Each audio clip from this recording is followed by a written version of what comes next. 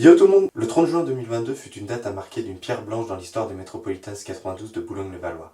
En effet, ce jour-ci, Victor Wembanyama, un des plus grands prospects de sa génération, a décidé de passer sa dernière saison avant la NBA là-bas. Cette saison 2022-2023 sera hors du temps pour le club des Hauts-de-Seine. Affiche à guichet fermé, match diffusé par la NBA et même une tournée aux États-Unis en octobre 2022. L'équipe des Mets atteint un niveau de hype jamais vu dans l'histoire du basket français. Mais après un été où la fin du club était proche, la saison 2023-2024 semblait une catastrophe à tous les niveaux. Replongeons ensemble sur cette histoire peu commune, d'une montée en puissance rarement vue dans l'histoire du sport français, à une chute qui est arrivée tout aussi rapidement. Notre histoire commence en 2007. Le Paris Basket Racing, qui a notamment vu passer dans ses rangs Tony Parker et le Levallois Sporting Club, décide de fusionner pour former le Paris Levallois Basket. Les objectifs du club est de créer un grand club francilien capable de rivaliser avec les meilleurs clubs de l'élite française. Mais le projet, dans ses grandes largeurs, n'a pas réussi à atteindre ses objectifs. Les seuls faits marquants de cette période Paris-Levallois est une Coupe de France obtenue en 2013 et un bon parcours en Eurocup, l'équivalent basket de l'Europa League, en 2014-2015.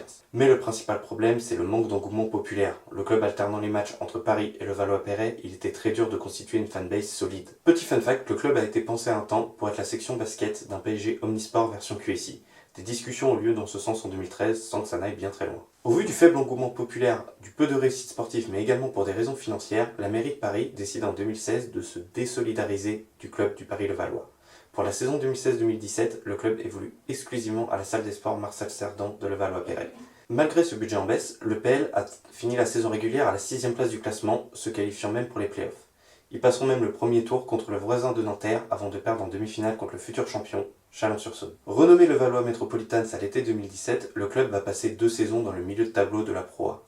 Le seul fait marquant de cette période de 2 ans est l'arrivée de la star Boris Dio, qui va y finir sa carrière après avoir passé plus de 1000 matchs en NBA. Au printemps 2019, le club sera racheté par la ville de Boulogne-Billancourt, faisant passer l'équipe dans une nouvelle dimension. Pour cette première saison sous le nouveau patronyme des Metropolitans 92, les Bleus et Jaunes ont vu un effectif largement renforcé par rapport à la saison précédente. Les Mets finiront à la 4e place d'une saison écourtée en raison de la pandémie de Covid-19.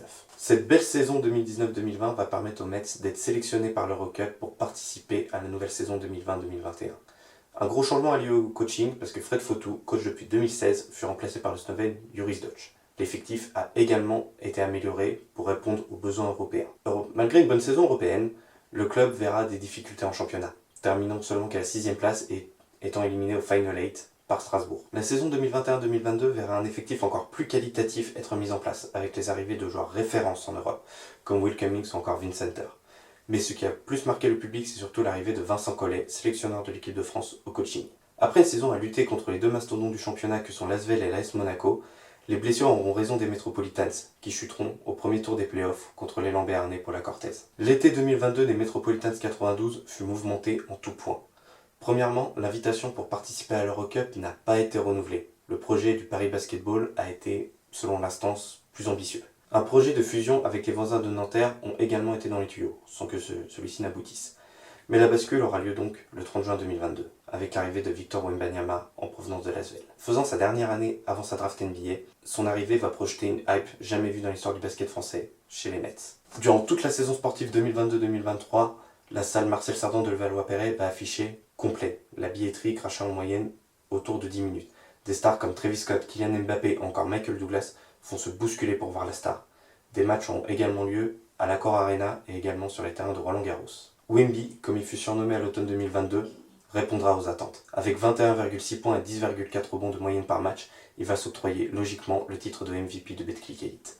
L'émergence d'un autre jeune du centre de formation, Bilal Koulibaly, va aider les Metropolitans 92 à atteindre la 2e place du championnat en saison régulière, derrière Monaco. Et ce, malgré un effectif bien moins clinquant que les saisons précédentes. La saison 2023, unique en tout point, s'achèvera contre l'AS Monaco, en finale de Betclic Elite, après avoir notamment éliminé l'ASVEL au tour précédent. Malheureusement, les difficultés financières de la saison passée persistent et le sursis de la saison dernière n'a pas changé grand-chose. Avec un budget en baisse, un effectif construit sur le tard et un avenir en pointillé, les accidents pour une catastrophe industrielle sont parfaitement présents. À l'heure où j'écris cette vidéo, les Metropolitans 92 sont bons derniers de Betclic Elite avec seulement 2 victoires pour 18 matchs. Mais plus que le maintien du club, c'est la survie qui pose question. J'espère que vous avez apprécié cette première vidéo sur l'histoire des Metropolitans 92. Je vais essayer de m'améliorer au fur et à mesure. N'hésitez pas à me faire des retours en likant, en commentant et même en partageant si le sujet vous a plu.